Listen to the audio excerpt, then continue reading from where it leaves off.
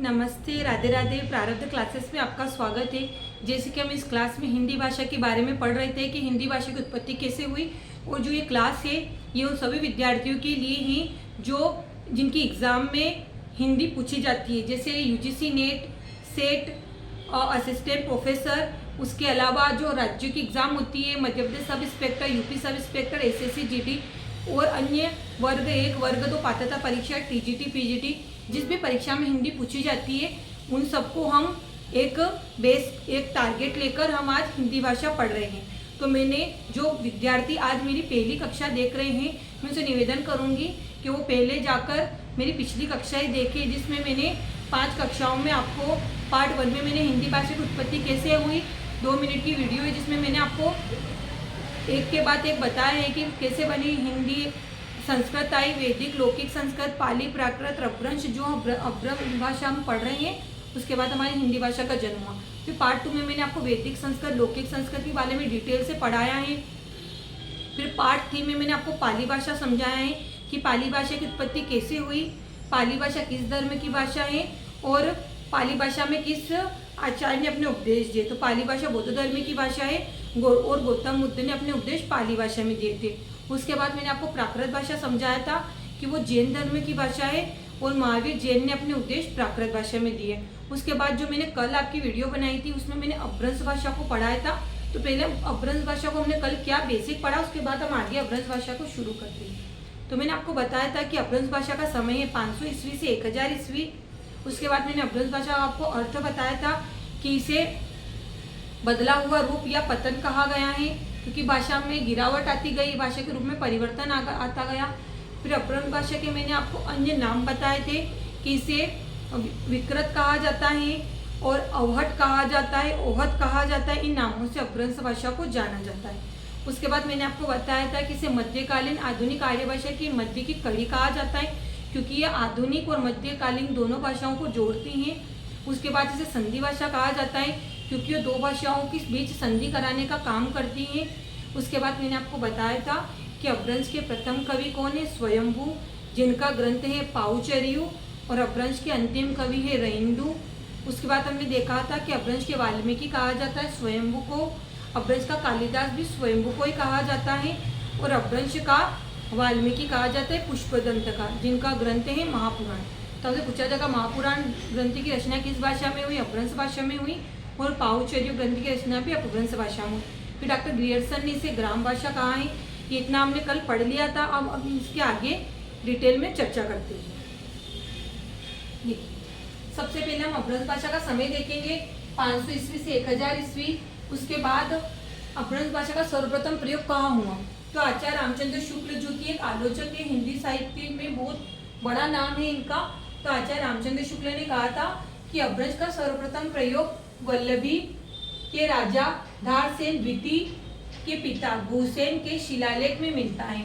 यानी कि जो सर्वप्रथम अपभ्रंश भाषा का प्रयोग हमें कहाँ मिलता है, तो एक वल्लभी एक स्थान है। कहाँ पर, वल्लभी के राजा, कौन राजा, धारसेन द्वितीय, हमें याद रखना है प्रथम द्वितीय। तो वल्लभी के राजा धारसेन द्वितीय के पिता, धारसेन नहीं, धारसेन के पिता भूसेन, हमें भूसेन का नाम भी याद रखना है। तो हमें इसमें 3 नाम याद रखने हैं कि एक वल्लभी स्थान है जहाँ के राजा है धारसेन द्वितीय, और उनका शिलालेख है भूसेन। उनके शिलालेख में सर्वप्रथम हमें अपभ्रंश भाषा का प्रयोग मिलता है। और पूछा जाएगा कि अपभ्रंश भाषा का प्रयोग सर्वप्रथम वल्लभी के राजा धारसेन द्वितीय के पिता भूसेन के शिलालेख में मिलता है। यह कथन किसका है, तो यह कथन आचार्य रामचंद्र शुक्ल का है। उसके बाद हम आगे देखेंगे कि अपभ्रंश भाषा को किसने क्या कहा। भरत मुनि ने अपभ्रंश को क्या कहा है, देश भाषा। जैसे ग्रियर्सन ने इसे ग्राम भाषा कहा है, वैसे इन आचार्यों ने इसे अलग अलग नाम दिए हैं। तो भरत मुनि ने इसे क्या कहा है, ग्राम भाषा। पतंजलि ने इसे कहा है अपशब्द, यानी कि भाषा में गिरावट आया, इसमें जो शब्द थे उसमें ना तो शुद्धता थी, विकृति थी, क्योंकि संस्कृत, पाली, प्राकृत सबका मिक्स होने के कारण इसे अपशब्द भाषा किसने कहा, पतंजलि ने। फिर अभिनव गुप्त ने इसे क्या कहा है, प्राकृत भाषा। तो इन्होंने इसे प्राकृत भाषा ही माना है, इन्होंने इसे अपभ्रंश नहीं माना है। फिर हेमचंद्र ने इसे कहा है ग्राम भाषा। तो आपसे पूछा जाए कि देश भाषा किसने कहा है, भरत मुनि ने। पतंजलि ने अपशब्द कहा है। प्राकृत भाषा कहा है अभिनव गुप्त ने। हेमचंद्र ने इसे ग्राम भाषा कहा है और डॉक्टर मैंने आपको ग्रियर्सन का कल नाम बताया था कि ग्रियर्सन ने भी इसे क्या कहा है, ग्राम भाषा। हेमचंद और ग्रियर्सन दोनों ने इसे ग्राम भाषा कहा है और किशोरीदास वाजपेयी ने इसे ण भाषा कहा है। ये मोस्ट इंपोर्टेंट है, स्टार लगा लीजिए कि अपभ्रंश को ण भाषा किसने कहा है, किशोरीदास वाजपेयी ने कहा है। उसके बाद हम देखते हैं कि अपभ्रंश का सर्वप्रथम संकलन किसने किया। अब ये अपभ्रंश भाषा तो है, पर आपसे पूछा जाएगा कि इसका सर्वप्रथम संकलन किसने किया, क्योंकि भाषा का संकलन होगा तभी तो हमारे सामने आ जाए। अगर इसका कोई संकलन ही नहीं करता, इसके कोई लिखित हमें साक्ष्य ही नहीं मिलते, तो हमें आज पता भी नहीं चलता कि कोई अपभ्रंश भाषा भी भाषा थी। तो इसका सर्वप्रथम संकलन किया है डॉक्टर रिचर्ड्स पिसेल ने। तो आपसे पूछा जाए कि अपभ्रंश का सर्वप्रथम संकलन किसने किया, डॉक्टर रिचर्ड पिसेल ने अपभ्रंश का सर्वप्रथम संकलन किया है। फिर अपभ्रंश भाषा का प्रथम राम काव्य क्या है, अपभ्रंश भाषा का प्रथम राम काव्य कहा जाता है पाउचर्य को। और मैंने आपको कल बताया था कि पाउचर्य किसका ग्रंथ है, स्वयंभू का, जो अपभ्रंश के प्रथम कवि माने जाते। तो प्रथम कवि है, तो इन्होंने प्रथम बार राम काव्य की, यानी भगवान राम के ऊपर जो काव्य लिखा इन्होंने वो अपभ्रंश भाषा में लिखा। तो आपसे पूछा जाएगा कि अपभ्रंश का प्रथम राम काव्य क्या है, पाउचर्य। पाउचर्य के लेखक कौन है, आचार्य स्वयंभू, जो अपभ्रंश के प्रथम कवि माने जाते। और अपभ्रंश के अंतिम कवि मैंने क्या बताया था, सभी कमेंट बॉक्स में कमेंट करें कि मैंने अपभ्रंश के अंतिम कवि किसे बताया था। उसके बाद अपभ्रंश को योगात्मक भाषा भी कहा जाता है। क्या कहा जाता है अपभ्रंश भाषा को, योगात्मक भाषा। तो मैंने आपको कल बताया था कि अपभ्रंश आधुनिक आर्य भाषा और मध्यकालीन आर्य भाषा के बीच की कड़ी है ना। कड़ी का मतलब क्या होता है, दो भाषाओं को जोड़ना। कड़ी ऐसी होती है ना, तो क्या कर रही है, दोनों को जोड़ने का काम कर रही है, दोनों में संधि बना रही है। इसी प्रकार जोड़ना यानी कि योग को जोड़ घटाना अपन बोलते हैं कि योग मतलब कि जोड़ना, तो इसे संधिकालीन भाषा भी कहा जाता है, मध्य की कड़ी भी कहा जाता है और अपभ्रंश को योगात्मक भाषा भी कहा जाता है। फिर धनपाल द्वारा रचित भविष्य कहा, एक ग्रंथ है पूरा, भविष्य कहा अपभ्रंश का प्रथम प्रबंध काव्य माना जाता है। इस पर IMP लगा लो, ये पूछा गया प्रश्न है परीक्षा में। हालांकि ये सारे प्रश्न किसी ना किसी परीक्षाओं में पूछे गए हैं। मैं आपको कोई कचरा नहीं पढ़ा रही हूँ, या मैं बहुत सारे स्टडी मटेरियल आके यहाँ लिख दूँ, प्रश्न बनते ही नहीं है और आप पढ़ते पढ़ते भी बोर हो जाओगे।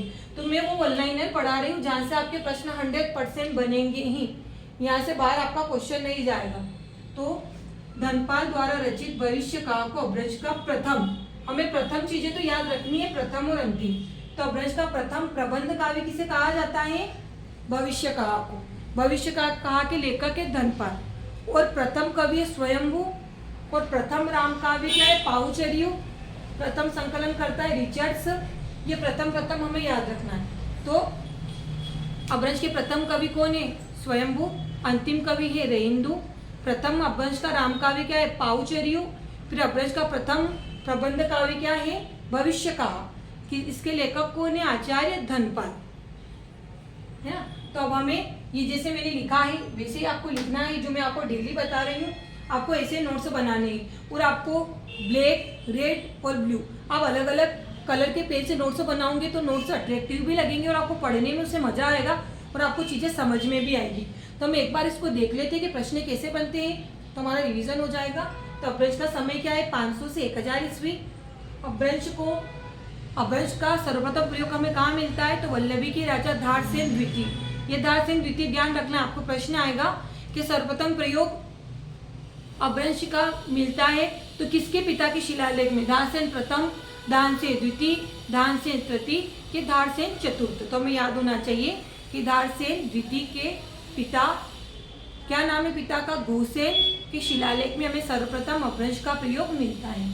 उसके बाद अपभ्रंश को किसने क्या कहा, तो ग्रियर्सन ने इसे देश भाषा कहा है और हेमचंद्र ने भी इसे देश भाषा कहा है। उसके ग्राम भाषा कहा है, सॉरी देश भाषा कहा है भरत मुनि ने, अपशब्द कहा है पतंजलि ने, अभिनव गुप्त ने प्राकृत भाषा कहा है, हेमचंद्र ने ग्राम भाषा कहा है और ग्रियर्सन ने भी इसे ग्राम भाषा कहा है। उसके बाद से पूछा जाएगा अण भाषा अपभ्रंश को किसने कहा है, किशोरीदास वाजपेयी ने इसे अण भाषा कहा है। फिर अपभ्रंश का सर्वप्रथम संकलन किया था आचार्य डॉक्टर रिचर्ड पिसेल ने। डॉक्टर रिचर्ड पिसेल ने अपभ्रंश का सर्वप्रथम संकलन किया था। फिर अपभ्रंश भाषा का प्रथम राम काव्य है पाउचर्य, जिसके लेखक है स्वयंभू। फिर अपभ्रंश को योगात्मक भाषा कहा जाता है, संधि भाषा कहा जाता है और आधुनिक और मध्यकालीन आर्य भाषा के बीच की कड़ी कहा जाता है। धनपाल द्वारा रचित भविष्य काव्य में अपभ्रंश का प्रथम प्रबंध काव्य है। तो अपभ्रंश का प्रथम प्रबंध काव्य क्या है? भविष्य कहा, जिसकी रचना धनपाल ने की है। तो आज हमारी अपभ्रंश भाषा कंप्लीट होती है। अब हम अगली वीडियो में हिंदी को डिटेल से पढ़ेंगे कि हिंदी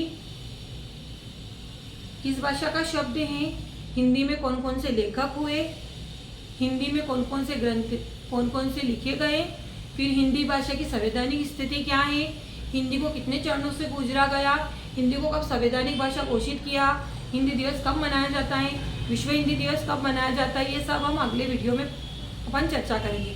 तो जो विद्यार्थी नए हैं वो मेरे चैनल को सब्सक्राइब करें, वीडियो कैसी लगी आप लाइक करें और ज़्यादा से ज़्यादा विद्यार्थियों को पहुँचाएं, क्योंकि मैं जो पढ़ा रही हूँ मैंने खुद ने 1 महीने में नेट सेट एग्ज़ाम क्वालिफाई करी है। तो जैसे मैंने पढ़ा है वैसे ही आपको पढ़ना है। प्रश्न कहाँ से बनते हैं मुझे पता है, क्योंकि मैंने बहुत सारी एग्ज़ाम निकाली हुई हैं, तो मैं आपको अच्छे से गाइड कर सकती हूँ। तो मेरी वीडियो कैसी लगी आप बताइए और आप इसको डिटेल से उतार लीजिए। और जो मैं पढ़ा रही हूँ ये आपके सभी प्रतियोगी परीक्षाओं के लिए लाभदायक है, जैसे UGC net, set, TGT, PGT वर्ग 1, वर्ग 2, वर्ग 3 जो हिंदी साहित्य के विद्यार्थी हैं। उसके अलावा जो 1 दिन की प्रतियोगी परीक्षाएं होती है, यूपीएसआई, मध्य प्रदेश सब इंस्पेक्टर और अन्य राज्य की एग्जामें, उन जिन भी प्रतियोगी परीक्षाओं में हिंदी आती है, ये सब आपके लिए लाभदायक होगा। तो धन्यवाद मेरी वीडियो से जुड़ने के लिए। राधे राधे। अब मैं अलग करती हूँ, आप इसको अच्छे से नोट्स बना के उतार लीजिए। राधे राधे।